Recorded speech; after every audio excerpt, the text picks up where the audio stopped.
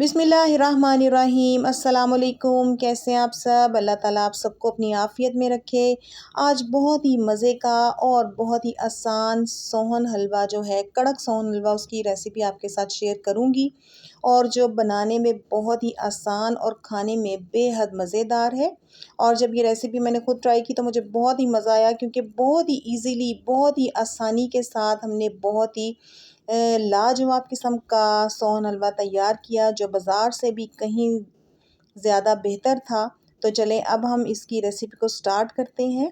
इसके लिए सबसे पहले हमने जिसके अंदर इस सोहन हलवे को जमाना है, उसके लिए हमें किसी ऐसी चीज़ की ज़रूरत है जो सख्त हो। इसके लिए आप जो हैं वो कुकीज़ के कटर भी ले सकते हैं। इसके अलावा मेरे पास ये मोल्ड था, तो इसी में मैंने इनको बना लिया। इनको सबसे पहले हम अच्छे तरीके से ग्रीस कर लेंगे और इसमें हम बादाम और पिस्ता जो है उसको काट कर इसके अंदर रख देंगे।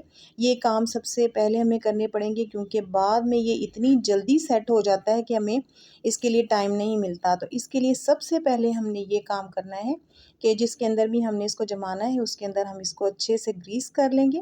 देखें, इस तरह से मैंने सारा इसको ग्रीस कर लिया है और इसके अंदर मैंने बादाम और पिस्ते जो हैं वो काट कर डाल दिए हैं। तो इसमें सबसे पहले जिस चीज़ की सबसे ज़्यादा हमें ख़्याल रखने की ज़रूरत वो ये है कि इन चीज़ों की क्वांटिटी जो हम ले रहे हैं वो बिल्कुल इसी तरह हो जिस तरह मैं आपको बता रही हूँ। अगर क्वांटिटी कम या ज़्यादा हो गई तो फिर इस तरह का नहीं बनेगा। तो चलें इसकी क्वांटिटी देखते हैं। सबसे पहले मैंने इसके लिए लिया है आधा कप मैदे का, बल्कि आधे कप से थोड़ा सा 1 चम्मच मैदा जो था वो कम था। आधे कप से 1 चम्मच कम, तकरीबन 4 टेबलस्पून जो हैं ये मैदे के बनते हैं। और इसी तरह से मैंने लिया है 4 टेबलस्पून जो हैं वो खुश्क दूध के। तो इन सबको आप दोनों को चीज़ों को मिक्स कर दें अच्छे तरीके से। अब मैंने पैन में लिया है 1/4 कप घी का। इसमें हम घी यूज़ करेंगे, ऑयल नहीं यूज़ करेंगे।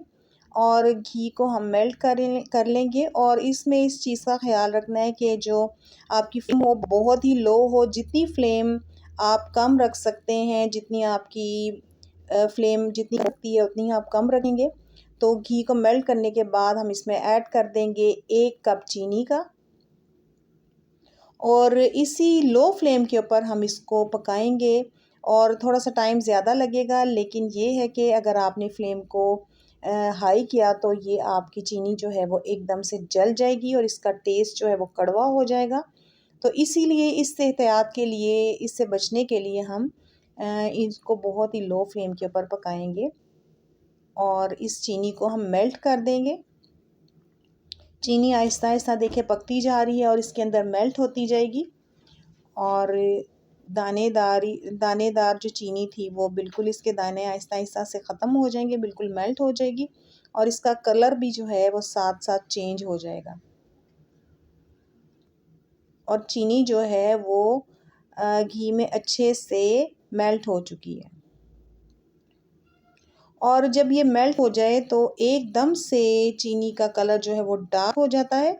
तो आपने इस चीज़ का बहुत ध्यान रखना है कि ये आपकी चीनी जो है ना जले ना।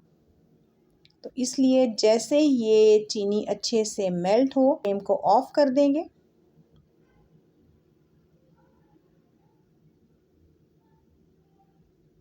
ये देखें, बिल्कुल इस पॉइंट पर आकर फ्लेम को ऑफ कर देंगे।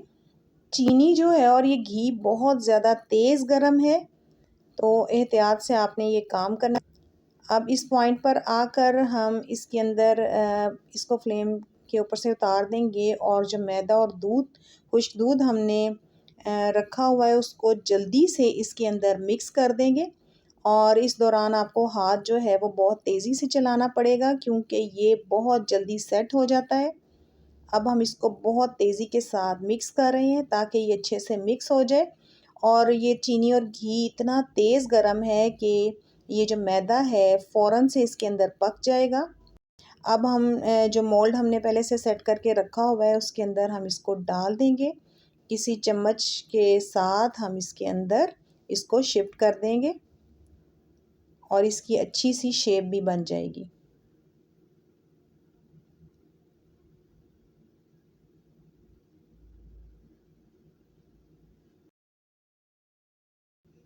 ये देखें 1 बाय 1 जो हैं वो सारे मैंने इसके अंदर डाल दिए मोल्ड के अंदर।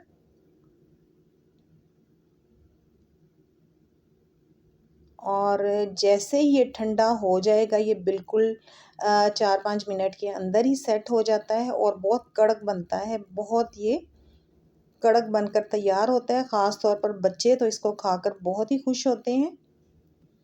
और अगर ये मोल्ड आपके पास नहीं है तो आपकी स्टील की कटोरियों में या शीशे के छोटे-छोटे कप्स में आप इसको जमा सकते हैं। कोई भी आपके पास जो चीज़ घर में मौजूद हो आप उसके अंदर भी इसको बना सकते हैं ईज़िली। तकरीबन इस मोल्ड में डालने के बाद 5 मिनट मैंने इसको रखा है और ये बिल्कुल जम चुका है और बहुत ही कड़क बना है, बहुत ही टेस्टी है। और आप इस रेसिपी को ज़रूर ट्राई कीजिएगा और अगर आपको रेसिपी अच्छी लगी है तो आप चैनल को सब्सक्राइब कीजिएगा और वीडियो को शेयर ज़रूर कीजिएगा और इस रेसिपी को ट्राई ज़रूर कीजिएगा।